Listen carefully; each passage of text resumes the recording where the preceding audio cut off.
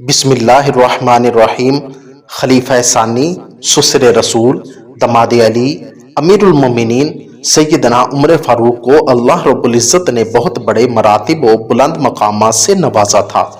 اس کے باوجود اپنے بارے میں اتنے زیادہ محتاط رہتے تھے کہ ایک مرتبہ حضرت حذیفہ سے پوچھنے لگے کہ حذیفہ، مجھے یہ پتا ہے کہ حضور نے تمہیں منافقین کے نام بتا دیے تھے، میں آپ سے منافقین کے نام تو نہیں پوچھنا چاہتا، بس اتنا پوچھنا چاہتا ہوں کہ کہیں عمر کا نام تو ان منافقین کی فہرست میں نہیں ہے۔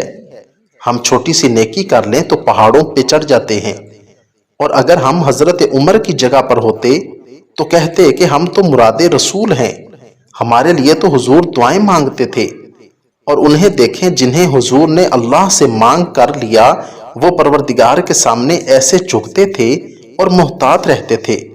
اس کے باوجود پوچھ رہے ہیں کہ حضور نے جو منافقین کے نام بتائے تھے ان میں کہیں عمر کا نام تو نہیں ہے۔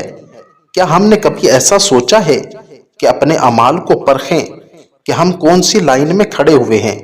لیکن ایسا کہاں ممکن ہے، ہم تو بس دوسروں کی کردار کشی کے پیچھے پڑے رہتے ہیں۔ حضرت عمر فجر کی نماز پڑھاتے تھے اور تلاوت کے دوران بہت زیادہ رویا کرتے تھے، اتنے زیادہ روتے کہ حضرت عبداللہ بن شداد فرماتے ہیں کہ میں آخر صف میں کھڑا حضرت عمر کے رونے کی آواز سن رہا تھا۔ ایک دفعہ حضرت عمر نے لوگوں سے کہا، ممبر کے قریب آ جاؤ۔ لوگ ممبر کے قریب ہو گئے۔ حضرت عمر ان کی طرف متوجہ ہوئے اور اپنے آپ سے کہنے لگے کہ اے عمر، تو وہی ہے نا جس کی ماں خوش گوشت چبایا کرتی تھی؟ صرف اتنی سی بات کہہ کر ممبر سے اتر گئے۔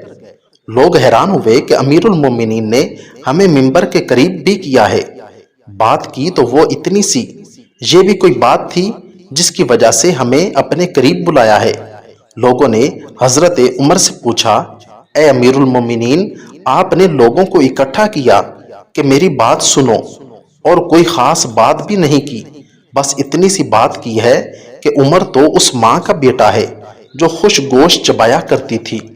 عرب میں غربت کی علامت یہ ہوتی تھی کہ جنہیں کھانے کے لیے کچھ نہ ملتا وہ خوش گوشت چبایا کرتے تھے۔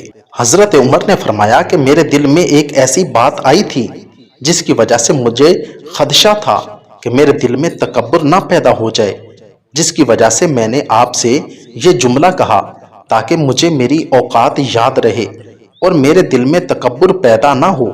حدیث مبارکہ میں آیا ہے کہ قیامت کے دن جب حضرت عمر حساب کے لیے پیش ہوں گے تو اللہ رب العزت حضرت عمر سے فرمائیں گے، السلام علیکہ یا عمر، اے عمر تجھ پر سلامتی ہو۔ اور ایک اور حدیث میں ہے کہ قیامت کے دن اللہ رب العزت جس پر سب سے پہلے سلام فرمائیں گے وہ حضرت عمر ہوں گے۔ حضرت عمر نے ایسی صاف ستھری زندگی گزاری ہوگی کہ اللہ رب العزت ان کے اعمال کو دیکھ کر خوش ہو جائیں گے۔ آپ اندازہ لگائیں کہ جنہیں اللہ رب العزت نے اتنا بڑا مقام عطا فرمایا ہے وہ اللہ رب العزت سے اتنا ڈرتے ہیں، اور ہم دیکھ لیں کہ ہم کوئی نیک عمل بھی نہیں کرتے بلکہ اللہ رب العزت کی نافرمانیاں ہی کرتے ہیں، تو اس کے باوجود گردن میں سریا ہے، تکبر اور غرور سے بھرے ہوئے ہیں۔ اللہ رب العزت ہمیں صحابہ کے عین نقش قدم پر چلنے کی توفیق عطا فرمائے اور فکر آخرت عطا فرمائے، آمین ثم آمین۔ اگر آپ کو میری یہ ویڈیو اچھی لگی ہو تو ویڈیو کو لائک، چینل کو سبسکرائب اور ساتھ دیے گئے بیل آئیکن کے بٹن کو ضرور دبا دیں تاکہ ہماری آنے والی ہر ویڈیو سب سے پہلے آپ تک پہنچ سکے۔ شکریہ، والسلام۔